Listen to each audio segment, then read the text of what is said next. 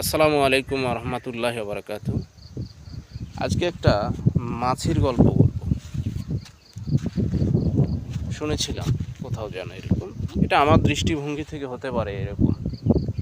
মাছির গল্পটা এরকম যে, ধরেন মাছির চোখ, আমি যত সম্ভব যতটুকু জানি উপরের দিকে থাকে, সে কিন্তু নিচের দিকে দেখতে পায় না। মাছি হচ্ছে ভালো জায়গায় বসে, খারাপ জায়গায়, নোংরা, পচা, বাসি, দগদগে, ঘা, ক্ষত, সব জায়গায় মাছি বসে। খাবারে বসে, মানুষের মলত্যাগেও বসে। তো এইসব জায়গায় মাছি বসে রোগ ছড়ায়, ঘৃণা ছড়ায়, মানুষের ক্ষতিকারক হতে পারে।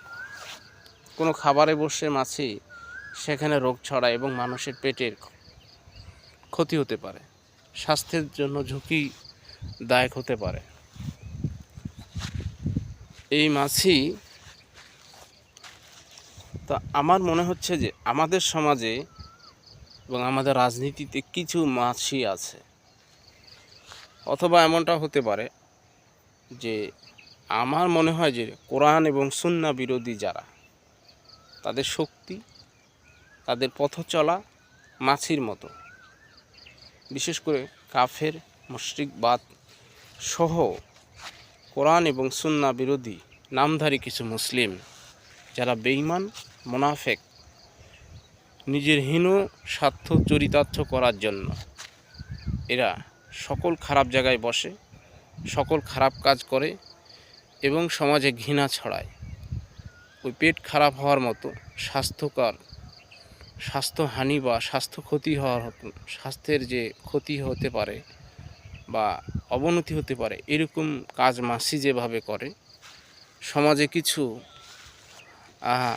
ব্যক্তি আছে, গোষ্ঠী আছে, যারা মাছির মতো দূষিত, ভালো জায়গাতেও বসে, খারাপ জায়গাতেও বসে, মলত্যাগেও বসে।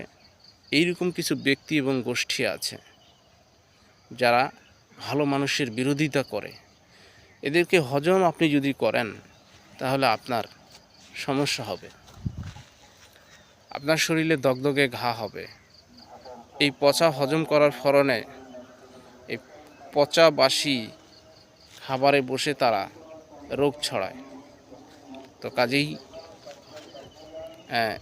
আপনাকে সচেতন থাকতে হবে এবং একটা বিষয় ভাবতে হবে যে যারা হচ্ছে আপনার এই মাছির মতো, এদের শক্তিটা মাছির মতোই। আপনাকে দুই হাত একটু সচেতনভাবে মারতে হবে, তাহলে আপনি মারতে পারবেন। কোরআন এবং সুন্নাহ বিরোধী যত শক্তি আছে, তাদের শক্তি ক্ষীণ, দেখে মনে হয় তারা অনেক শক্তিশালী। মাছি দেখবেন যখন হচ্ছে কানের কাছে এসে ভ্যান ভ্যান করে, তখন খুবই খারাপ লাগে, মানে অত্যন্ত কঠোর মনে হয় এবং বিরক্তিকর। আমাদের সমাজে কোরআন এবং সুন্নাহ বিরোধী এই মানুষগুলো মাছির ন্যায় ক্ষতিকর এবং কোরআন এবং সুন্নাহ বিরোধী মানুষগুলো মাছির মতোই রোগ ছড়ায় সমাজে তথা দেশে। কাজে এদের শক্তি খুব একটা বেশি নয়, এদেরকে প্রতিরোধ করা খুবই সহজ। শুধু সাহস আর সচেতন এবং ঐক্যবদ্ধভাবেই এদেরকে প্রতিরোধ করা যায়। কাজেই মাছির শক্তি খুব একটা বেশি নয়। আর কোরআন এবং সুন্নাহ বিরোধী সকল শক্তি দেশ, সমাজ, কালের জন্য ক্ষতিকর।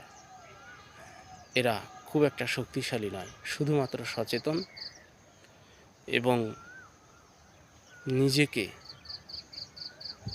একটু দক্ষতার সাথে সকল কোরআন এবং সুন্নাহর পক্ষে ঐক্যবদ্ধতার সাথেই যদি তাদেরকে প্রতিরোধ করা যায়, এটা সম্ভব। ধন্যবাদ। সালামু আলাইকুম।